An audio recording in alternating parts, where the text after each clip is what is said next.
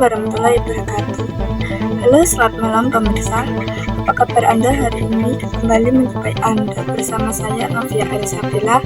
Dan inilah berita selengkapnya.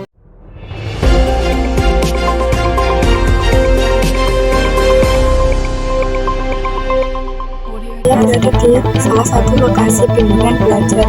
Banyak siswa yang memilih mengikuti bimbingan belajar sebagai langkah tambahan untuk menunjang prestasi mereka di sekolah.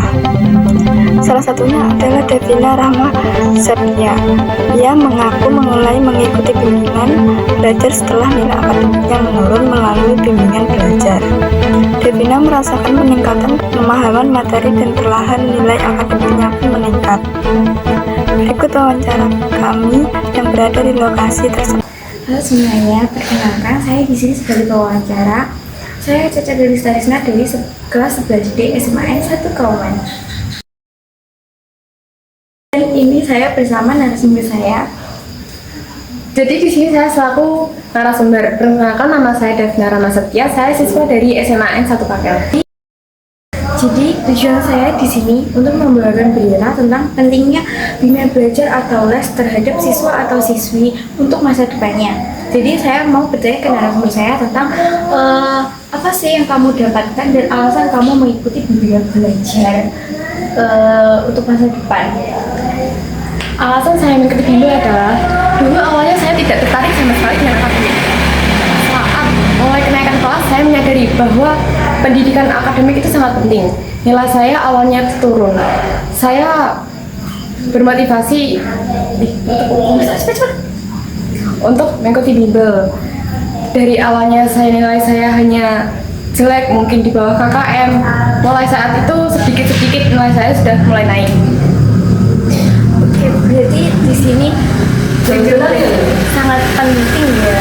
Oke, berarti di sini nilai kamu semakin naik ya. Jadi, apakah semua siswa atau siswi harus mengikuti les atau siswa atau siswi tidak bisa menambah nilai kalau tidak mengikuti bimbingan belajar atau les tersebut? Menurut saya bisa saja kalau tidak mengikuti bimbel, tapi sebaiknya mengikuti bimbel. Karena kita bisa dibantu dengan guru-guru, tidak gitu kita tuh bisa mendapat materi yang lebih jelas dari bimbel tersebut. Bisa saja kita tidak mengikuti bimbel, mungkin dari belajar mandiri, tapi itu mungkin kurang efisien. Oke, jadi itu menurut narasumber saya. Dan kita sebenarnya masih memakai seragam ini. Kita dari pulang les sampai malam hari. Jadi saya harap semua yang menonton berita ini mungkin ada rasa untuk menambah atau mengikuti bimbingan belajar supaya lebih efisien dan lebih mengerti semua materi. Sebenarnya tidak apa-apa kalau kalian tidak mengikuti bimbingan belajar, mungkin kalian belajar sendiri di rumah. Cuman kita ada saran yang lebih efisien untuk kalian belajar lebih mudah. Jadi mungkin saya akhiri saja sampai sini. Terima kasih untuk narasumber saya. Saya pamit undur diri. Wassalamualaikum warahmatullahi wabarakatuh. Belajar di sekolah menjadi hal yang selalu anak-anak lakukan dari mulai pagi hingga sore hari. Mereka menghabiskan sebagian waktu mereka di sekolah dan itu menjadi target perkembangan kognitif pada anak. Tapi bagaimana jika seorang anak yang datang ke sekolah dan pulang tanpa paham apapun yang sudah diajarkan di sekolah? Inilah yang menjadi keresahan setiap guru dan orang tua mereka khawatir jika anak mereka tidak mendapatkan pendidikan di sekolah.